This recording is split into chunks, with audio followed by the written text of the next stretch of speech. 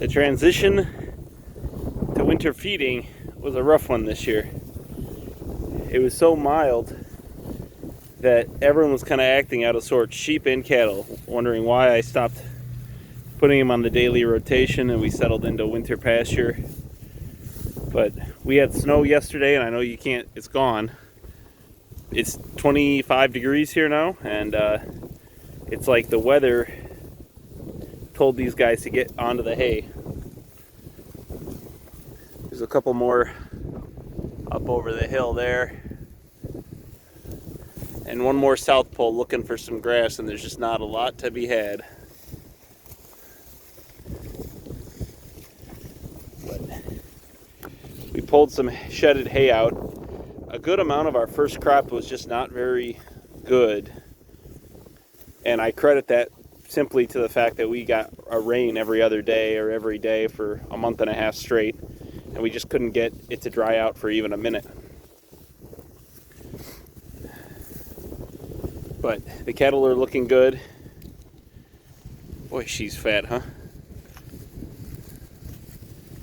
The cattle are looking good. There's no stress on them. And we're firmly into the winter. This is a nice bale. It's grass and alfalfa, a little bit of everything. See, you can see there's quite a bit of alfalfa in the middle of that core, and they're liking that. But because we've been feeding them,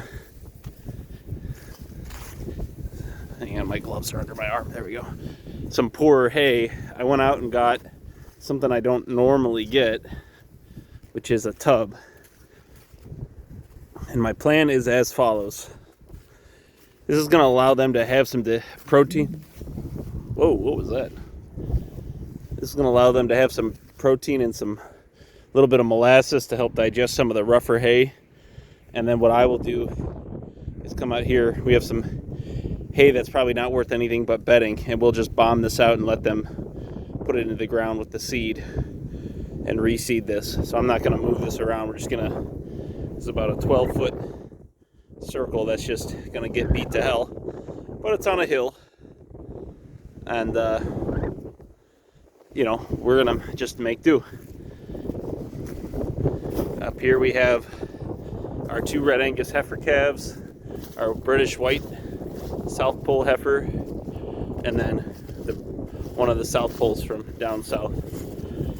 It is interesting to watch these South Poles in the last month that I've had them really respond to the change in their conditions, and they're just putting on a real hair coat that they didn't necessarily have yet down south.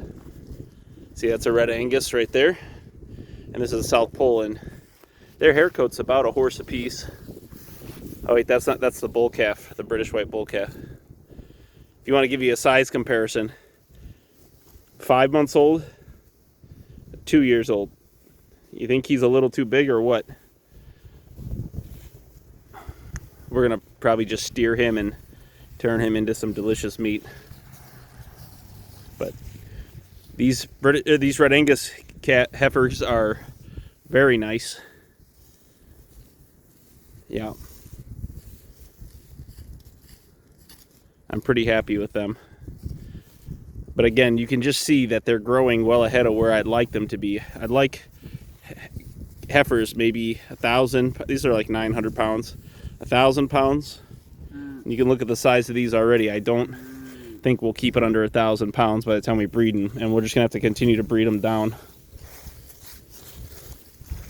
All right, as we move forward with our breeding program. So not very much is happening. We're just buckling in for the winter, giving them some good hay, giving them some poor hay, and we're just gonna put our head down and get through it. Yet another year starts.